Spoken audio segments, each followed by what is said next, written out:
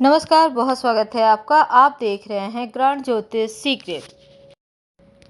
देवगुरु बृहस्पति जो देवताओं के गुरु हैं और इनका राशि परिवर्तन हो रहा है। तो देवगुरु बृहस्पति 13 अप्रैल को अपने ही घर मीन राशि में आएंगे और बृहस्पति सौर मंडल का सबसे बड़ा ग्रह है। यह व्यक्ति के जीवन में लंबा प्रभाव डालते हैं, बहुत गहरा प्रभाव डालते हैं। वैसे तो चमकदार रंग का शुभता का आशीर्वाद देने वाले ग्रह और वैदिक ज्योतिष में देवगुरु को शिक्षा के ग्रह के रूप में जानते हैं और उपदेशों का पालन करने वाले गुरु माना जाता है। तो गुरु जो सही रास्ता देता है और देवगुरु बृहस्पति एक सच्चे ब्राह्मण का दर्जा उनको प्राप्त है। ऐसे में ईमानदारी, भक्ति, विश्वास ये कायम रखते हैं जीवन में देवगुरु। तो बृहस्पति जो है वो व्यक्ति के शिक्षा, विवाह, संतान, भाग्य, धन, आध्यात्मिकता, भक्ति और लड़कियों के लिए, महिलाओं के लिए विवाह के कारक भी है। वैदिक ज्योतिष में अगर कुंडली में बृहस्पति की कृपा बरसे तो व्यक्ति धार्मिक हो जाता है, उसके अंदर सात्विक गुण बढ़ते हैं और बृहस्पति मजबूत हो तो समाज में काफ़ी सम्मान मिलता है, प्रतिष्ठा, उच्च पद भी प्राप्त करता है और यह किसी भी व्यक्ति के जीवन में उसके संबंध बड़े बुजुर्गों के साथ कैसे हैं ये भी बताता है। तो बृहस्पति समाज के बुजुर्गों और सम्मानित व्यक्तियों का प्रतिनिधित्व करता है। किसी भी व्यक्ति की कुंडली में बृहस्पति की स्थिति और उस स्थान जो है वो एक शिक्षक का संबंध भी यहाँ पर माना जाता है। तो बृहस्पति जो है वो एक राशि में जब वो गोचर करते हैं तो 1 वर्ष से ज़्यादा का समय लेते हैं और ये गोचर बहुत महत्वपूर्ण है क्योंकि 9 ग्रहों के बीच बृहस्पति को किसी भी व्यक्ति के जीवन में होने वाले मंगल कार्य के लिए बहुत महत्वपूर्ण माना जाता है। क्योंकि बृहस्पति की कृपा हो तो व्यक्ति को शुभ फल प्राप्त होते हैं। ऐसे में जब इनका महापरिवर्तन होगा 13 अप्रैल को, तब क्या होगा? 13 अप्रैल को 3:48 पर यह महापरिवर्तन होने जा रहा है और पूरे 12 साल के बाद देवगुरु मीन राशि में ही अपने ही घर में गोचर करेंगे।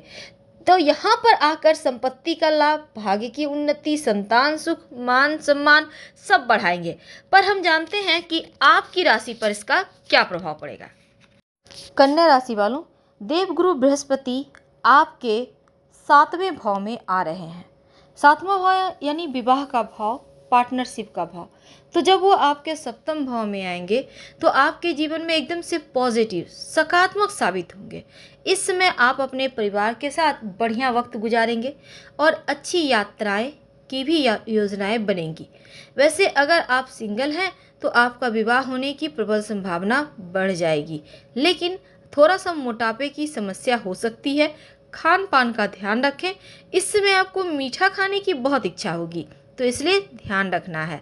अगर आप विवाहित हैं तो जीवन साथी के साथ जो भी रिश्ते बिगड़े थे वो एक बार संभल जाएंगे और रिश्ते मजबूत होंगे।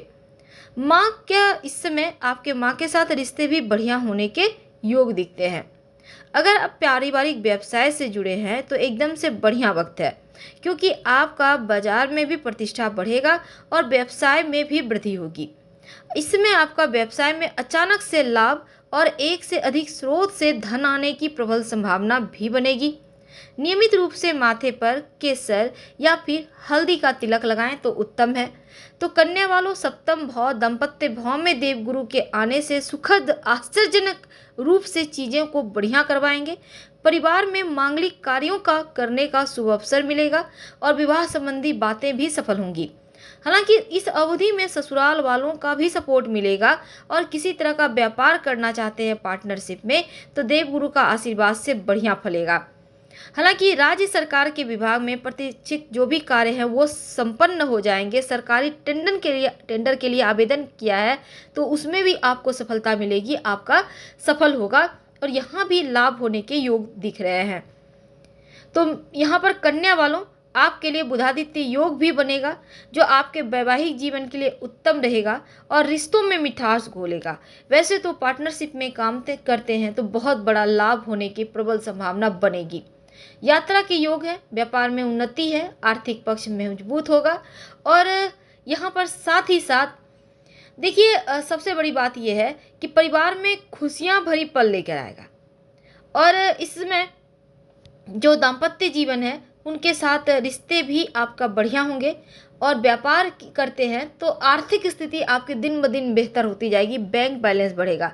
राजनीति से जुड़े हैं तो उच्च पद की प्राप्ति होगी। कानून या व्यापारी हैं तो समझौते, नए अनुबंध भी इस समय कर सकते हैं।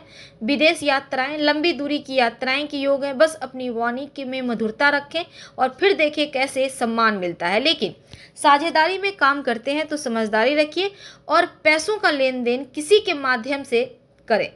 यानी बिल्कुल आपको एक्टिव रहना है यहाँ पर, क्योंकि कभी कभी चीज़ें में बेईमानी हो जाती है। हालांकि यात्रा के योग भी बनेंगे और सब जगह नौकरी में उन्नति भी है। आर्थिक पक्ष बढ़िया हो रहा है, बैंक बैलेंस बढ़ रहा है। तो कुल मिलाकर आपके लिए ये समय खुशनुमा पल लेकर आ रहा है। एंजॉय करें और हम आपसे विदा लेते हैं। उपाय के तौर पर आप ओम ब्रीम बृहस्पति नमः का जप कर सकते हैं और ज़्यादा आपका गुरु को बल मिलेगा और चीज़ें और पक्ष में आएगी। धन्यवाद, हम फिर मिलेंगे।